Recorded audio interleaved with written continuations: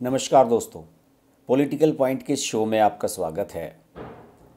Political point में कुछ ऐसे राजनीतिक मुद्दों पर मैं चर्चा करता हूं जिन मुद्दों पर अक्सर नेशनल मीडिया, जो हमारा मुख्य धारा का मीडिया है, वो तो ध्यान देता ही नहीं।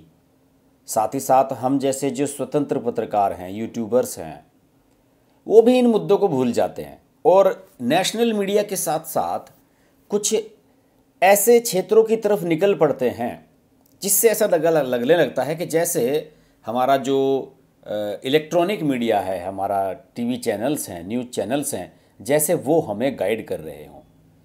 अब सब गुजरात का चुनाव दिखा रहे हैं तो सब गुजरात के पीछे लग जाते हैं। किसान आंदोलन चल रहा था तो सब किसान आंदोलन के पीछे लग गए। लेकिन कुछ मुद्दे ऐसे होते हैं जो राजनीति में बहुत गहरे होते हैं, जिनका संदेश बहुत दूर तक जाता है, और अगर उन पर समय रहते ध्यान ना दिया जाए तो कई बार ऐसा लगने लगता है कि यार गलती हमारी थी, हमने समय रहते इस पर बात क्यों नहीं की। आप सोच रहे होंगे मैं बड़ी गोलमोल घुमा फिरा कर बात कर रहा हूँ। जी नहीं, मैं गोलमोल करके बात घुमा फिरा कर बात नहीं कर रहा हूँ, बल्कि जिस गोलमोल शख्स के बारे में मैं बात करने वाला हूँ उनका नाम सतपाल मलिक है। और मेरे ध्यान है 4 अक्टूबर को, इसी साल 4 अक्टूबर 2022 को, मैंने अपने दूसरे चैनल पर, जो मेरा मेन चैनल है नेशनल चैनल हर्ष की बात लाइव, उस पर एक वीडियो बनाया था कि सतपाल मलिक को जाट बेल्ट में ही जो लोग हैं उन्होंने उनकी औकात बताई। बहुत पसंद किया उस वीडियो को लोगों ने। 1.5 लाख के करीब व्यू उस पर आए और उसके बाद से सब मामला शांत हो गया। उस वीडियो को मेरे एक बहुत दूर के मित्र हैं, उन्होंने देखा था, विदेश में रहते हैं। उन्होंने कहा कि हर्ष भाई, सतपाल मलिक को लेकर आप ही यूट्यूबर थे जिसने इस तरह का वीडियो बनाया था कि सतपाल मलिक रिटायर हो रहे हैं। आपको याद होगा कि ये 3 तारीख को रिटायर हो गए थे, 3 अक्टूबर को। तो उन्होंने कहा था कि उसके बाद सब लोग भूल गए हैं कि सतपाल मलिक कहाँ हैं, आप उस पर भी तो जानकारी कुछ दीजिए। मैंने कहा यार हाँ, सही कह रहे हो आप, इस पर तो कुछ ना कुछ होना चाहिए। और सतपाल मलिक, आपको याद होगा कि जब उनका रिटायरमेंट का समय सही आ रहा था नज़दीक, मेघालय के गवर्नर थे, आप सब जानते ही हैं, और ये तय हो चुका था 1-2 नहीं बल्कि 3 साल से कि इसके बाद नरेंद्र मोदी उनका टेन्योर नहीं बढ़ाएंगे, इसके बाद उन्हें मोदी सरकार कहीं भी सेटल नहीं करने वाली है। और ये बात सतपाल मलिक भी जानते थे।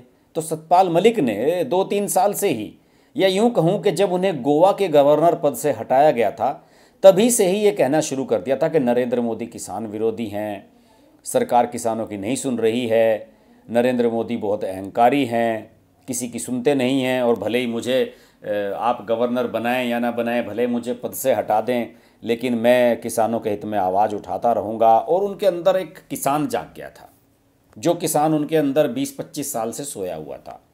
और ये किसान उस समय जागा था जब दिल्ली की सीमाओं पर किसान आंदोलन चल रहा था। 3-4 सीमाओं पर किसानों का कृषि कानूनों के खिलाफ एक बड़ा प्रदर्शन चल रहा था। इसके बाद सतपाल मलिक बयानबाजी करते रहे, समय समय पर उन्हें लेकर मीडिया में खबरें आती रही। और जब उनका 3 अक्टूबर को रिटायरमेंट का समय आया तो उन्होंने अपने पुराने संपर्कों को साधा। पश्चिमी उत्तर प्रदेश में मेरठ ज़िले के रहने वाले हैं। उन्होंने पश्चिमी उत्तर प्रदेश में ही राजनीति की है। एक बार गलती से अलीगढ़ से लोकसभा के सांसद भी चुन लिए गए थे, तो समाजवादी पार्टी के टिकट पर शायद। और इसके बाद इन्होंने अपने संपर्कों को साधा और कहा कि भाई मैं रिटायर हो रहा हूँ, अब मुझे आगे क्या करना चाहिए। उन्होंने कहा कि मलिक साहब आइए, आप पश्चिम उत्तर प्रदेश में जाट बेल्ट में अजीत सिंह के बाद जगह खाली हो गई है, आपका स्वागत है, आइए और जाटों के सबसे बड़े नेता बन जाइए। तो उन्होंने कहा कि यार मेरे कुछ कार्यक्रम वगैरह करवाओ, जनसभाएं वगैरह करवाओ। तो कहा ठीक है, बिल्कुल कराते हैं। और कुछ जाट नेता हैं इनके साथ जो हैं, जैसे किरण पाल सिंह हैं, एक बुलंदशहर ज़िले के हैं, मंत्री भी रहे हैं उत्तर प्रदेश की सरकार में पहले। उन्होंने कहा कि मैं एक कार्यक्रम करा दूंगा अलीगढ़ में, आपका आ जाइए आप इधर की साइड में। और इनके साथ ही कुछ इनके समर्थकों ने कहा कि राष्ट्रीय लोकदल से आप संपर्क कर लें, अजीत सिंह की जो पार्टी है वो भी आपको अपने साथ ले सकती है, जाटों की पार्टी है, आप उसमें आ जाइए, अजीत सिंह के बाद जगह खाली है। तो उन्हें लगा कि यार ये ठीक रहेगा कि मैं राष्ट्रीय लोकदल में शामिल हो जाऊं, तो फिर राष्ट्रीय लोकदल में मेरी पुरानी वैल्यू बन जाएगी। एक समय ये राष्ट्रीय लोकदल में अजीत सिंह के साथ भी रह चुके हैं। चौधरी चरण सिंह के समय ये जुड़ गए थे, जब छात्र नेता बने थे उस समय से जुड़े हुए थे सतपाल मलिक। खैर वो पुरानी बातें हैं, मैं अपने और वीडियोज़ में ये बातें बता चुका हूँ। मैं आपको ध्यान दिलाना चाह रहा हूँ कि इनकी एक रैली प्लान हुई थी 3 अक्टूबर को शामली में। शामली ज़िला है वेस्ट यूपी का, जो मुजफ्फरनगर से अलग होकर बना है, बागपत ज़िले से मिलता हुआ एकदम शामली ज़िला है। और इन्होंने कहा कि ठीक है हम एक रैली करते हैं। और राष्ट्रीय लोकदल के जो अध्यक्ष हैं, राज्यसभा के सांसद बने हैं जो जयंत चौधरी, उन्होंने अपने शामली के विधायक हैं प्रसन्न चौधरी, उनसे ये कहा कि भाई एक रैली करते हैं किसानों की, और उसमें सतपाल मलिक भी आ जाएंगे और कुछ बातें हो जाएंगी, आप एक कार्यक्रम करा दो। विधायक की मजबूरी है, क्या करे, नेता कह रहा है कि भाई एक रैली करनी है तो करनी है। तो खैर उन्होंने कहा ठीक है साहब करा लेते हैं, वो तैयारी में जुट गए। इस बीच मीडिया वालों ने सतपाल मलिक से संपर्क करना शुरू किया। अपना रिटायरमेंट समय आया तो वो जल्दी ही अपने दिल्ली स्थित आवास पर आ गए। मेघालय में तो उन्हें वैसे ही कुछ नहीं पूछ रहा था, ना उनकी कुछ वहाँ पर चल रही थी, तो वो रिटायरमेंट के आखिरी समय में अपने दिल्ली आवास पर आ गए थे। लोगों का मिलना जुलना उनसे शुरू हो गया था। यूपी के जो वेस्ट यूपी के लोग हैं, जो ये सोचते हैं कि गवर्नर बहुत बड़ी तोप होते हैं आज भी, वो सब उनसे मिलने लगे थे। और ख़ास तौर से कुछ लोग ऐसे भी हैं जो सोच रहे थे कि ये बहुत बड़े जाट नेता हैं, और जिन्हें ये पता नहीं था कि वास्तव में इनकी हकीकत क्या है, इनका बैकग्राउंड क्या रहा है। खैर कोई बात नहीं, ये आ गए और इन्होंने रैली की तैयारियां शुरू कर दी, मीडिया वालों के सामने बयान देने शुरू कर दिए। और एनडीटीवी के पत्रकार हैं सौरभ शुक्ला, उन्होंने इनका एक इंटरव्यू लिया और उस इंटरव्यू में इनसे पूछा कि आप रैली कर रहे हैं अलीगढ़ में, यहाँ वहाँ का। उन्होंने कहा हाँ कर रहा हूँ, और राष्ट्रीय लोकदल के जो अध्यक्ष हैं जयंत चौधरी वे मेरे पास आए थे और उन्होंने कहा था कि आप आइए हमारी रैली में, हम आपके लिए एक रैली का आयोजन करते हैं और मैं वहाँ भी जाऊँगा। और किरण पाल सिंह ने कहा है कि रैली अलीगढ़ बुलंदशहर में उस इलाके में कराई जाएगी, आप उधर भी आ जाइए। तो ये बात हुई। उसके बाद उनके इस बयान के बाद इतनी तीव्र प्रतिक्रिया हुई, राष्ट्रीय लोकदल के अध्यक्ष जो हैं जयंत चौधरी वो चौंक गए। उन्होंने कहा कि यार ये तो खुद कह रहे थे कि मेरे लिए रैली कराओ, और अब ये कहने लगे हैं कि जयंत चौधरी मेरे पास आए कि मैं रैली करूँ उनके लिए। इतने बड़े कौन से नेता हैं यार ये, जो इनके लिए रैली आयोजित की जाए। और इसी बात को लेकर नाराज़गी इनका जो शामली क्षेत्र था, जहाँ पर वो रैली होने वाली थी, किसानों की एक सभा होने वाली थी, वहाँ के जो इनके विधायक हैं उन्होंने भी कहा कि साहब हम थोड़ी गए थे इनके पास कि हम आपके लिए रैली करेंगे, कौन इतने बड़े नेता हैं ये, हम तो नहीं करते इनके लिए रैली। और उसके बाद वो रैली अंतिम समय पर कैंसिल हो गई। बुलंदशहर की रैली हुई या नहीं मुझे नहीं पता लगा, मैंने तो अखबारों में ढूंढने की कोशिश की।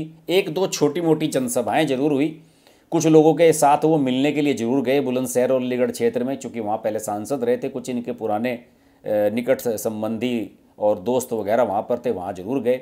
और उसके बाद से सतपाल मलिक का अता पता नहीं है कि वो कहाँ है। देखिए सतपाल मलिक वो शख्सियत हैं जिन्होंने अपने आप ही अपना करियर ख़त्म किया है। देखिए अब नरेंद्र मोदी सरकार, मैं इनका थोड़ा सा रिकॉर्ड आपको बता दूं, 76 साल के हैं, वैसे भी बीजेपी के किसी काम के ये थे नहीं। और 1980 से 1989 तक, 1980 से 1989 तक ये राज्यसभा के सांसद रहे, लोकसभा के सांसद रहे 1989 से 91 तक अलीगढ़ से। और उसके बाद ये बिहार के गवर्नर बने थे। उसके बाद इनकी कोई वजूद नहीं रहा, क्योंकि समाजवादी पार्टी, राष्ट्रीय लोकदल, इन सब के साथ ये सेटिंग नहीं रख पाए और इन्होंने बीजेपी ज्वाइन कर ली थी। बाद में इन्हें यहाँ का बिहार का राज्यपाल बनने का मौका मिला जब रामनाथ कोविंद को केंद्र में बनाया गया, राष्ट्रपति के लिए बुलाया गया।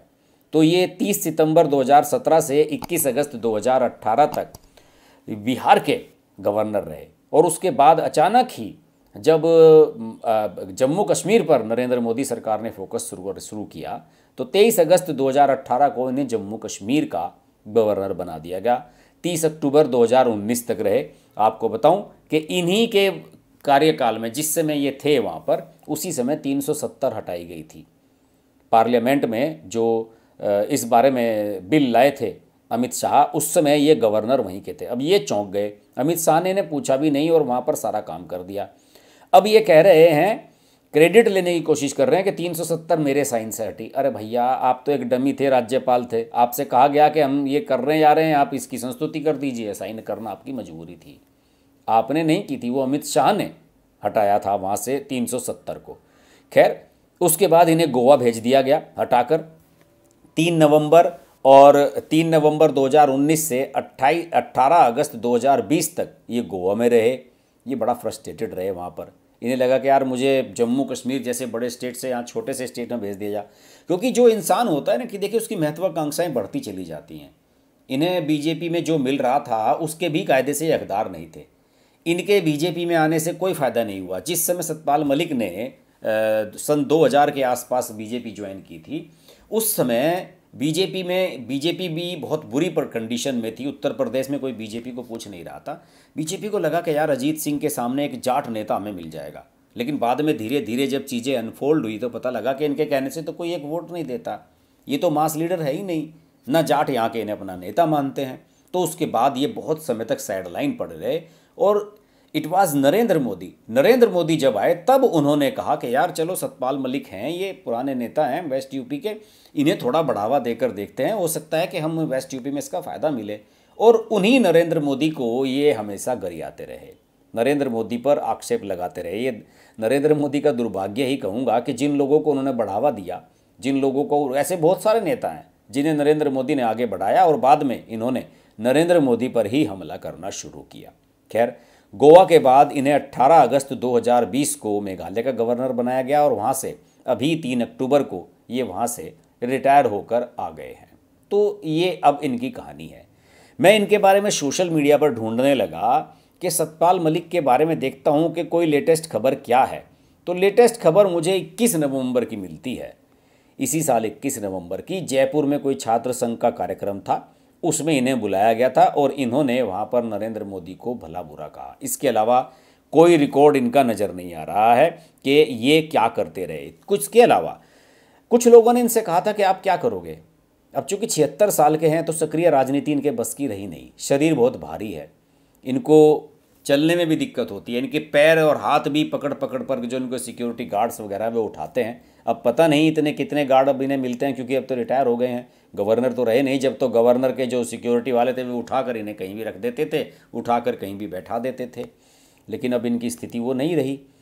इन्होंने कहा था कि मैं समाजवादी पार्टी और राष्ट्रीय लोकदल का जो गठबंधन है उसके समर्थन में काम करूंगा, उसके समर्थन में जन प्रचार करूंगा, उनकी नीतियों को आगे बढ़ाऊंगा और इनका पूरा सपोर्ट करूंगा। अब देखिए 3 उपचुनाव हो रहे हैं उत्तर प्रदेश में इस समय। खतौली विधानसभा सीट मुजफ्फरनगर जिले की, जिस इलाके से ये आते हैं, मेरठ से बिल्कुल नज़दीक है। जहाँ इनका गांव है उससे 20-30 किलोमीटर दूर है ये विधानसभा। और रामपुर में हो रहा है, जहाँ आजम खां के सदस्यता चले जाने के बाद उपचुनाव हो रहा है। और मैनपुरी, जहाँ से अखिलेश यादव की पत्नी डिम्पल यादव, मुलायम सिंह यादव का निधन हो गया था, वहाँ चुनाव लड़ रही मुलायम सिंह यादव। तो एक समय सतपाल मलिक के वो थे, संरक्षक टाइप थे जब ये सांसद बने थे अलीगढ़ से। तो उसके इन तीनों ही चुनावों में किसी ने इन्हें प्रचार के लिए नहीं बुलाया। जाट नेता हैं, कम से कम खतौली में तो जा ही सकते थे, लेकिन किसी ने इनसे कोई प्रचार नहीं कराया, कोई पूछ नहीं रहा है। राष्ट्रीय लोकदल वाले तो इनसे बल्कि नाराज हो गए। उन्होंने कहा कि हमें नहीं चाहिए ये ज़बरदस्ती का नेता हमारे ऊपर थोपा हुआ। और अब इनकी स्थिति ये हो गई है कि ना ये घर के न हैं ना ये घाट के हैं, कोई इन्हें पूछ नहीं रहा है। तो सतपाल मलिक को अब मुझे पूरा यकीन है कि अपनी हैसियत वास्तव में पता लग गई होगी कि वो कितने बड़े मास लीडर हैं। उन्होंने कह तो दिया था कि मैं अखिलेश यादव और जयंत चौधरी के लिए प्रचार करूंगा, लेकिन किसी ने उन्हें बुलाया नहीं। इससे पता चल गया होगा कि वो आज के दौर के नेता अब नहीं रहे। अब वो दौर नहीं रहा कि आप किस नाम के साथ मलिक लगा हुआ है तो आपको जाट नेता समझ लिया जाएगा और आपका लोग गुणगान शुरू कर देंगे। आज की तारीख में कोई पूछता नहीं है। 2-4 पुराने चेले चपाटे इनसे मिलने चले जाते हैं इनके दिल्ली स्थित घर पर और अपना ये आराम से वहीं बैठे रहते हैं। जयपुर में चले गए थे एक कार्यक्रम में, एक छोटू राम जयंती पर कार्यक्रम था उसमें चले गए थे। ऐसे ऐसे कार्यक्रमों में ले जाते हैं जहाँ लोगों को ये नहीं मिलता कि यार किसे गेस्ट बनाए। तो सब लोग सोचते हैं, खासतौर से जो जाट नेता हैं, चाहे वो राजस्थान के जाट हों, चाहे हरियाणा के हों, चाहे यूपी के, तो वो इन्हें बुला लेते हैं अपने सुख दुख में और छोटे मोटे कार्यक्रमों में। इसके अलावा कोई भी इन्हें अपने राजनीतिक मंच पर लाने के लिए तैयार नहीं है। और जब ये अभी गठबंधन में जुड़ने की बात कर रहे थे, जब 3 अक्टूबर को इनकी एक रैली होने वाली थी शामली में, जिसे लेकर जयंत चौधरी पर इन्होंने कहा था कि जयंत चौधरी मेरे से आग्रह करने आए थे। तो एक जाट नेता हैं शामली ज़िले से मिलते हुए मुजफ्फरनगर ज़िले के हरिंदर मलिक, उनसे इनकी पुरानी रंजिश है। हरिंदर मलिक इस बार मुजफ्फरनगर ज़िले से लोकसभा चुनाव लड़ने की तैयारी कर रहे हैं समाजवादी पार्टी के टिकट पर। उन्होंने कहा कि हम तो साहब इसकी गठबंधन में बिल्कुल एंट्री नहीं होने देंगे। और इन्होंने कभी हरिंदर मलिक पर आरोप लगाए थे 25 साल पहले के, साहब ये हरिंदर मलिक मुझे मरवाना चाहते हैं। तो बहुत सारी पुराने इनके कारनामे हैं, बहुत सारे ऐसे पुराने पाप इन्होंने किए हुए हैं कि आज सतपाल मलिक उनको भोग रहे हैं और कोई इन्हें पूछ नहीं रहा है। आशा करता हूँ कि आज सतपाल मलिक के बारे में जितनी मैक्सिमम जानकारी हो सकती थी वो मैक्सिमम जानकारी मैंने आपको दे दी है। और अगर ये वीडियो अच्छा लगे तो इसको लाइक ज़रूर कीजिएगा, शेयर ज़रूर कीजिएगा। चैनल सब्सक्राइब नहीं किया तो चैनल को ज़रूर सब्सक्राइब कर लें, क्योंकि इस पर थोड़ा अलग हटकर वीडियो हम लाते हैं और इस तरह की वीडियो आपको कहीं और देखने को नहीं मिलेंगे। इस तरह के पॉलिटिकल एनालिसिस आपको सिर्फ इसी चैनल पर मिलेंगे। अगले वीडियो में फिर आपसे मुलाकात होगी, तब तक के लिए नमस्कार।